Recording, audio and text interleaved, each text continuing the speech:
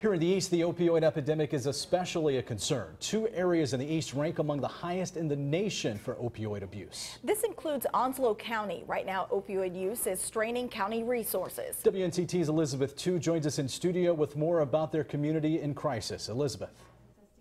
Ken, in Onslow County, leaders are saying enough talk. It's time for action.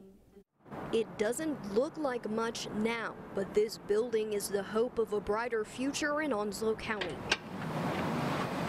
Almost a decade ago, it was the first step in treating those with mental and substance abuse issues. But then the provider left, and so did the treatment.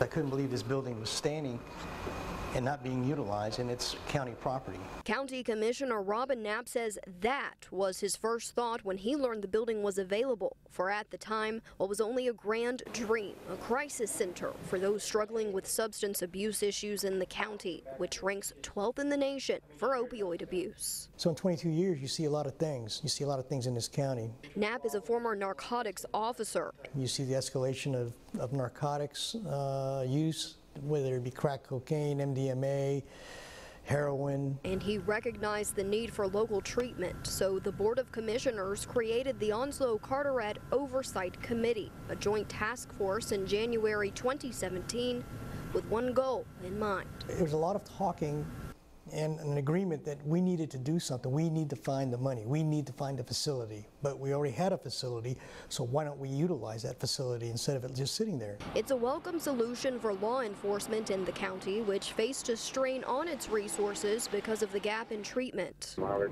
89598. A lot of times regular crime, breaking and entering, domestic violence crime, sometimes even child abuse is related to drug abuse. On top of that, Sheriff Miller says is the revolving door created by sending folks who need help to jail instead of to treatment. If these individuals don't have a treatment option, they go to jail for however long, they come out without any intervention, and then they're being rearrested. Knapp took me on a tour of the future 16-bed facility. What you're going to have is you're going to have an individual here that will come into this particular place, will be evaluated, okay, a certain treatment plan. The decision to use the property came with a host of issues, and at the top of the list was funding. With the help of Senator Harry Brown, the county won a $2 million Dorothea Dix grant to use for capital expenditures. We have one of the highest addiction rates for opioid abuse. Why not here?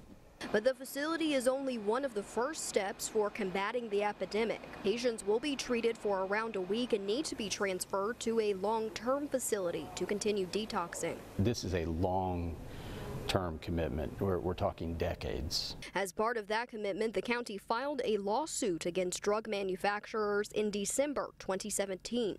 Assuming that we're successful, we will use those monies to fund not only the crisis center, but the education piece, the law enforcement piece, as well as the long-term care. And then comes getting a provider to take over. The county says there are about 5 interested right now. When you look at this building, what one word comes to mind?